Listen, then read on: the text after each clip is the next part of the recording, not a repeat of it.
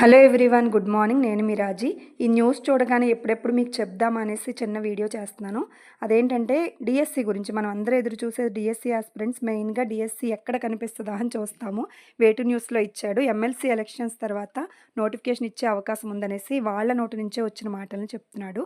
కరెక్ట్గానే ఉంటుంది వేటు న్యూస్.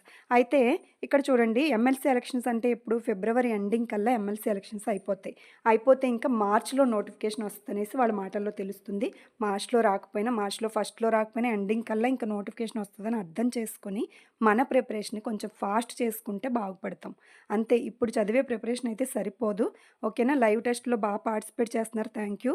మార్నింగ్ ఇప్పుడు 2 గంటలకి సైన్స్ కంటెంట్ ఉంది కదా, ఈ రోజు నుంచి అది జాయిన్ అవ్వండి.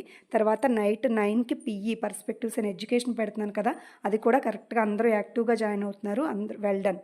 ఓకే. ఈ రెండిటితో పాటు జీకే కూడా ఫిబ్రవరిలో పెట్టేసుకుందాము. దానికి ఒక బుక్ చెప్తాను మీకు, మంచి బుక్ చూసి చెప్తాను, ప్రైవేట్ స్టాండర్డ్ బుక్ జీకే.